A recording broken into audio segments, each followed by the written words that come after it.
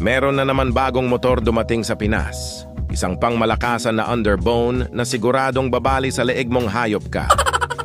At sa wakas, lumapag na rin ang Honda Winner X 2024. Tara at samahan nyo akong kilalanin at alamin kung ano ang meron sa motor na ito.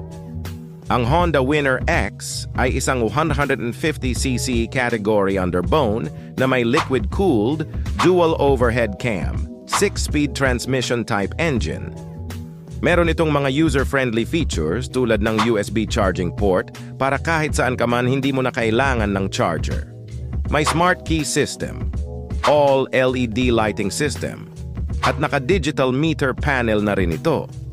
Naka-assist and slipper clutch at may anti-lock braking system, available in ABS Racing at ABS Premium variant.